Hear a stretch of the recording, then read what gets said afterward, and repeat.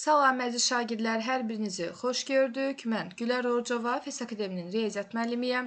Bugün sizinlə birlikdə faizə aid olan 5 sualın izahına baxırıq. Lakin izaha başlamazdan öncə xatırlatmaq istəyirəm ki, sizlər də bizim dərslərimizdə iştirak etmək istəyirsinizsə, bax ekranda gördüyünüz 077 598 38 00 menecer nömrəsi ilə əlaqə saxlaya bilərsiniz.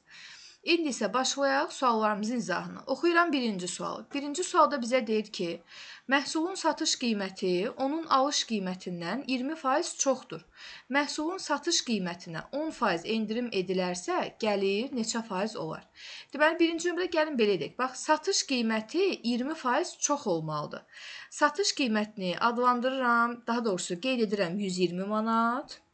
Alış qiymətini isə qeyd edirəm 100 manat. Baxın, bu 120 manatdır, bu isə 100 manatdır. Həqiqətən də satış qiyməti alış qiymətindən 20% çoxdur. İndi deyir ki, məhsulun satış qiymətinə 10% endirim edilərsə, bax bu 120 manata 10% endirim edilsə, onun neçə faizi qalır? Onun 90% qalmış olur. Yəni 120-nin 90%-ni tapmalıyıq. Vurursunuz 90-a, bölürsünüz 100-ə. Sıfırlar gedir, 12 dəfə 9, deməli 108-ə bərabər olmuş olur. İndi bizə deyir ki, bəs yaxşı, buna tutaq ki 10% endirim olundu. Ümumi gəlir neçə faiz oldu? Yenə 100 manatla, yəni bu belə deyək də alınırsa məhsul, bu elə 100%-i təşkil edir. Amma satış qiyməti 108 manat olarsa, bu da 108%-i təşkil etmiş olacaq. Deməli, neçə faiz gəlir əldə olur? 108-dən çıxırsınız 100-ü, düzgün cavab 8% alınmış olur. Yəni, testimizin doğru variantı olur B bəndi. Keçirik növbəti suala. Baxırıq ikinci suala. İkinci sualda bizə deyir ki, ticarətçi malın 60%-ni 40% gəlirlə, qalanını isə 25% zərərlə satmışdır. Ticarətçi bu satışdan neçə faiz gəlir əldə etmişdir? Deyək ki, məhsulu 100 manatla satır. Baxın, bunun deyir 60%-ni 40% gəlirinə eləyir. 60%, yəni 60 manata satmalıdır. Amma 40% gəlir nə deməkdir? Normalda 100%-lə satmalıdır. Siz bunun üstünə 40% gəlsəz, bu deməkdir ki, o məhsulu 140%-ə satmış olur. Mən də 60-ın 140%-ni hesablayıram. Vururam 140-a, bölürəm 100-ə. Sıfırlar gedir. 6 dəfə 14 eləyir 84 manat. Bax, normalda 60 manata satmalıydı. Amma 40% gəlirlə satır deyənə 84 manata satır. Bəs yaxşı, qalanı, yerdə qalan nə qədərdir? Yerdə qalıb 40 manatlıq bir mal, belə deyək. Onu da 25% zərərlə satır. Normalda 100%-ə satmalıydı. Amma indi 25% zərər eləyirsə, 100-dən çıxıram 25-i. Deyirəm ki, bu dəfə 75%-lə satır. Bax, bu 40-ın 75%-ni tapmalıyıq. Vururuq 75-ə, bölürük 100-ə. 40-la 100-ü 20-yə ixtisar aparıram. 40-ı 20-yə böləndə 2 dəfə, 100-ü 20-yə böləndə 5 dəfə. 75-lə də 5-i ixtisar apararıq. Olar burada 15. 15-i də 2-yə vuranda olur 30 manat. Baxın, normalda 40-a satmalıydı. Amma zərərlə satır deyən 30 manata satır. Deyir, ticarətçi bu satışdan neçə faiz gəlir əldə etmişdir? 84 ilə 30-u toplayırsınız, eləyir 114 manat. Bax, fikir verin.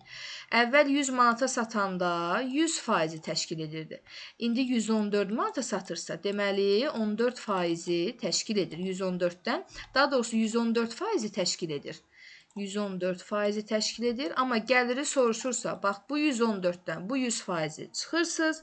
Testin düzgün cavabı Y variantı, Y bəndi alınmış olur. Testimizin düzgün cavabı. Keçirik növbəti suala. Baxırıq üçüncü suala. Üçüncü sualda bizə deyir ki, qabın 20%-i su ilə doludur. Bu qaba 35 litr su əlavə edilərsə, qabın 70%-i dolmuş olar. Qab tam dolu olarkən neçə litr su tutur? Neçə litr su tutduğunu bilmirəm. Deyək ki, x litr su tutur. 20%-i dolu olmağı olacaq 0,2x. Əgər bura 35 litr su əlavə olunarsa, bax üstünə 35 gəlirəm və bərabər olacaq 70% doluluğa, yəni 0,7x-a. İndi 0,7x-dən 0,2x-i çıxırsınız. Olur 0,5x bərabərdir 35-dirsə, ona vursaq 5x bərabərdir 350-dirsə, x də bərabərdir 350-ni 5-ə bölsəz, düzgün cavab 70 alınmış olacaq. Deməli, üçüncü sualda testimizin doğru variantı olur B bəndi. Keçək növbəti suala. Baxırıq 4-cü suala. Yazıb ki, A bölünsün B, B bölünsün C. 2 bölü 3 nisbətində olarsa, yəni 2-nin 3-ə nisbətində olarsa, C çıxa bərabərdir 40 olarsa, biz buradan nə etməliyik? B-ni tapmalıyıq.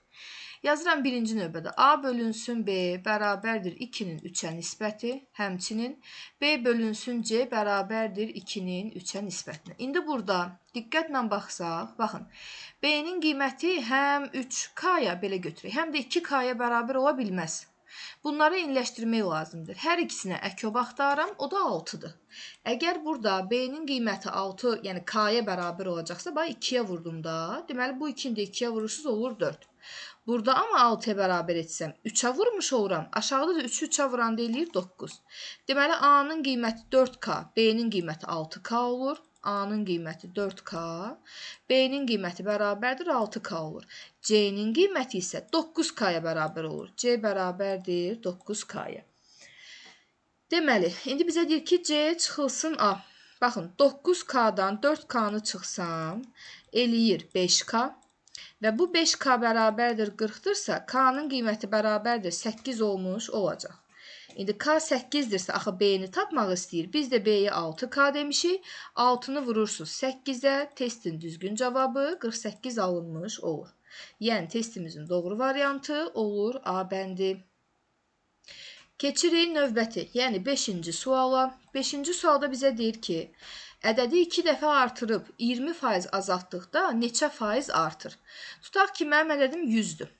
2 dəfə artırırsınızsa, olur 200. İndi bunu deyir, 20% azalt. 20% azaldırsansa, ədəd 80% qalır. Deməli, sən 200-ün 80%-ni tapmalısan. 200-ün 80%-ni tapanda bu da bərabər olur 160-a. İndi bax, fikir verin. Əvvəl 100 ədədini götürmüşdüm. Bu 100%-i təşkil edirdi. İndi ədəd 160-dırsa, deməli bu 160%-i təşkil edir. Bizdən tələb etdiyi odur ki, ədəd neçə faiz artar? Bu 160-dan da 100%-i çıxırsınız. Testin düzgün cavabı Y bəndi, yəni 60% artar olmuş olur. Belə, bu da bizim yəni faizə aid olan sonuncu sualın izahı idi. Ümid edirəm ki, hər bir sual bizə tam aydın oldu və bir daha xatırlatma edirəm ki, sizlər də bizim dərslərimizdə iştirak etmək istərsinizsə, bax, ekranda gördüyünüz 077 598 38 00 menecer nömrəsi ilə əlaqə saxlaya bilərsiniz. Videonu bəyənmək və kanalımıza abunə olmağı unutmayın. İzlədiyiniz üçün təşəkkürlər.